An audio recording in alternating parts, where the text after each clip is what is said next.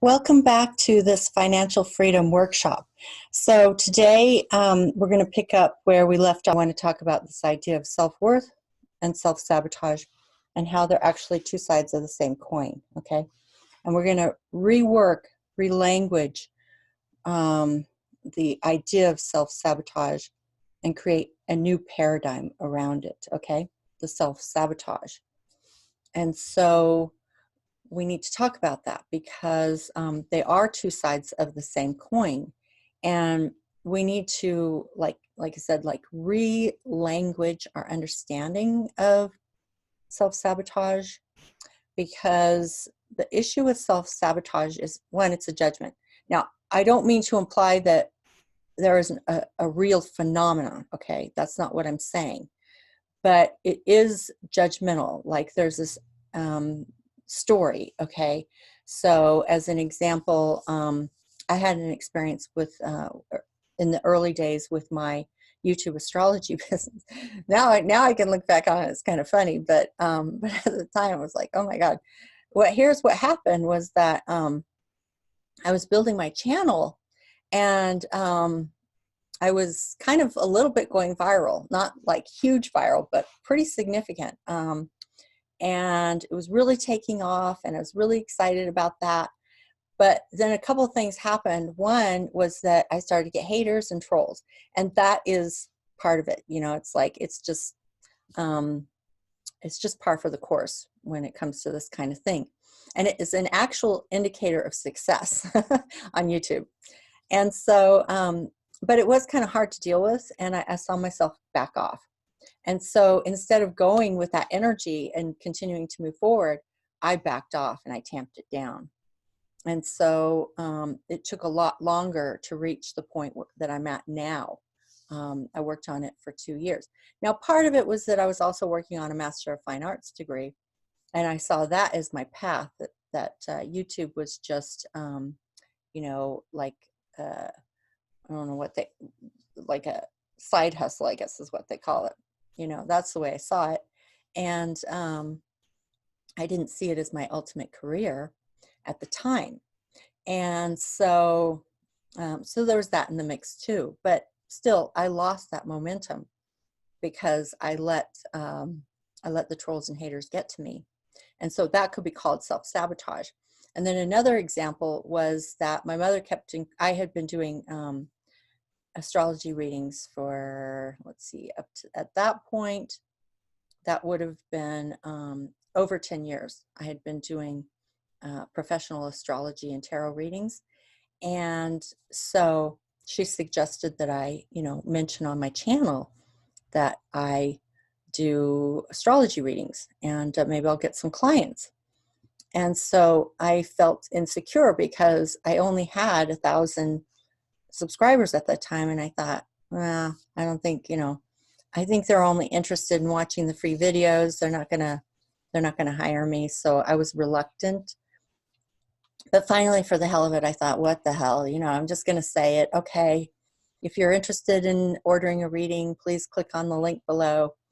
But I didn't actually think anything would come of it. So I didn't even check my PayPal, you know, and I didn't check the email address that's attached to my PayPal. I really, really did not believe that anything would come of it. And so one day I happened to check my PayPal, and I actually had 2 readings ordered through PayPal. And I didn't even know it because I didn't pay attention. And so I immediately contacted them, and, you know, to set up appointments. And one actually did follow through. The other one, I had waited so long that the person actually had contacted PayPal and asked for a refund, which I don't blame him. But, you know, that was, that was an example of self-sabotage. I didn't believe in myself. I didn't believe in the worth, the value of what I was offering. And I didn't think anybody would want it. And so, you know, like I said, now I can look back on it and laugh.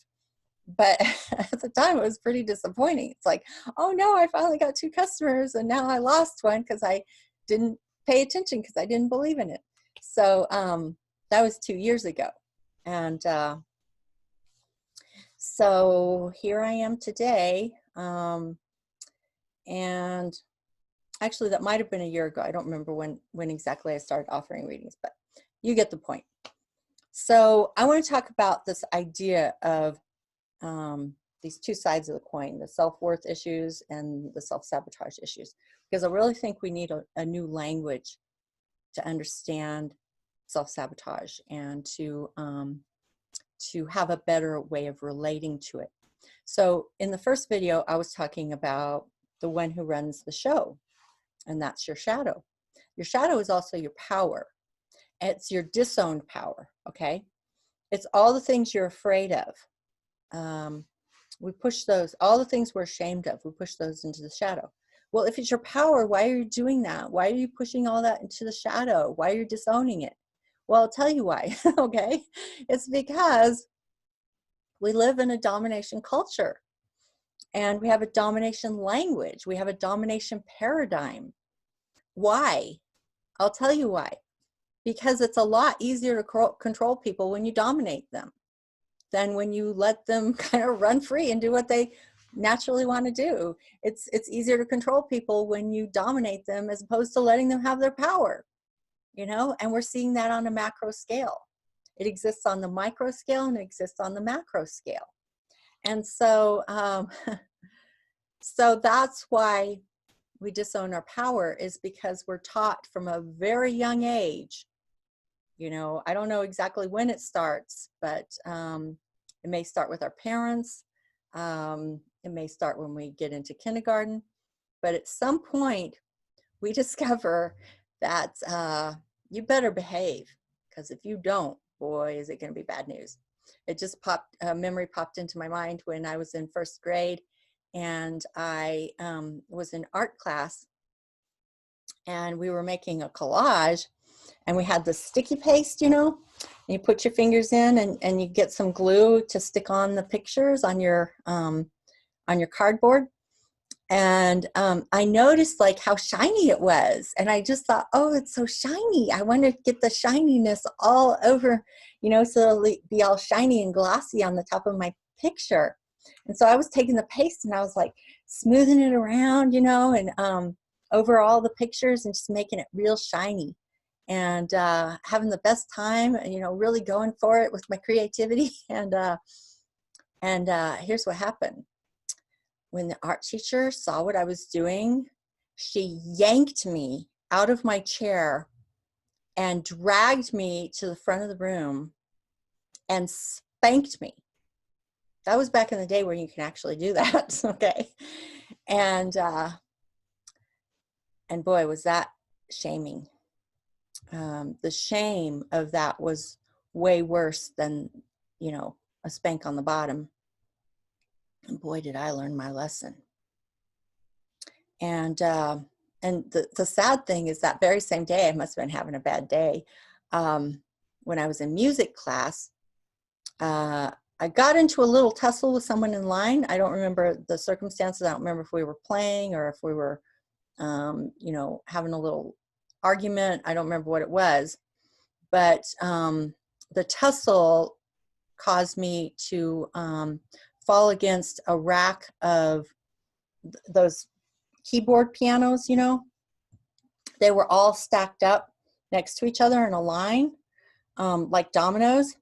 And the tussle caused me to fall back onto the first keyboard, and they all went boom, boom, boom, boom, boom, like dominoes. And then I got in trouble again. And so that was twice in one day. Boy, did I get that lesson.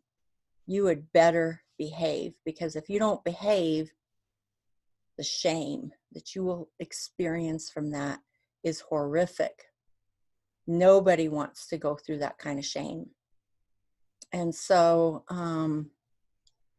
so that happens to us over and over and over and over again in our lives from all kinds of different sources. Can be family members, can be school, can be people in the neighborhood, people at church, our friends. I mean, it comes from all directions. It can even come from the television, you know? And so we grow up believing that we have to behave a certain way to be worthy. And And if we don't behave that way, we experience the shame. And that gets embedded in our central nervous system and deep in our neural networks at a pre-verbal level. And then we don't even understand what is happening, okay? We don't understand when our self-worth issues are getting triggered. And the so-called self-sabotage that is born out of that low self-worth and self-doubt. So the reason why I say we need a different story around self-sabotage is because we have to make friends with the one who's running the show. We have to make friends with our shadow because that's where our power is. We disowned it. So for me, you know, on that day when I was in first grade and I was going with my inspiration, I was being creative. It was fun. It was play. It was all the things that we, you know, that the people who are truly successful in this, like, I mean, like big time successful, you know, millionaires, billionaires, doing work that they love, movie stars, all those kind of people. It's the thing about them that we admire, but we don't have the courage to do that ourselves because we were taught that you're not good enough, you know, and we disowned our power. But the fact is that that day when I was being creative and inspired and having fun and play, that was my power. That was my power. And, you know, getting into the tussle with this friend, again, I don't remember if it was because we were playing or because we were fighting. I really don't remember. All I remember was that it led to knocking over the keyboards. Now, knocking over keyboards is not a good thing, but the shaming is the issue, you know. And then then you learn. You don't take risks. You don't color outside the lines. You don't want to slip up in any way, shape, or form. You better stand in line. You better color inside the lines. You better not be creative because you might take a risk and you might get a smack or many smacks and you could get a public shaming. And you learn very well not to do those things. And that gets embedded in your central nervous system, okay, at a pre-verbal level. So when it gets triggered, when you're like starting to take a risk and it's like all of a sudden you hit this invisible barrier. I like to think of it like a dog collar and an invisible fence. The dog has learned that it can, if it gets too close to that invisible barrier, it will experience something painful and it goes back, okay? So it doesn't cross the barrier. But the truth is, if it could run really fast and get through that barrier, that invisible barrier, then the whatever pain it experienced short term would eventually vanish because it would be too far away to be activated and it would have gotten through the barrier. Then it would realize everything's okay. What happens to us is when we get close to that barrier, when we're starting to take a risk that could trigger that shame, it's pre-verbal. So we don't actually know consciously that that's what's happening, that we're triggering that invisible barrier of shame. And that's why we have to learn our observation skills.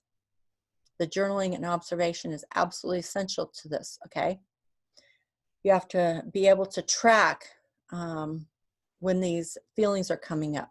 When you're getting too close to that barrier, that invisible barrier that has been wired into your central nervous system and your neural networks, okay? You can break through it, but it's hard because that is part of the shadow. It's deep, deep, deep in the subconscious. And the one who's running the show is still going to find a way to get out and do what it wants to do.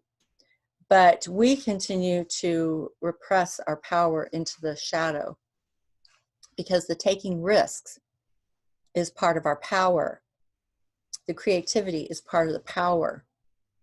Asserting ourselves is part of the power. But all of those things can lead to the pain of the shaming. And so we continue to push them down into the shadow and we hold it down. Even though behind the scenes, the shadow's still working, it's still the one who's running the show. So we need to meet that person, okay? The person who's hiding in the shadows, who's actually running the shows, because that's where our power is, and learn how to integrate the power, okay? The subconscious and the conscious mind, the disowned power with the conscious self, so that they work together to achieve our goals instead of being at war with each other. So I need to say some more about this issue of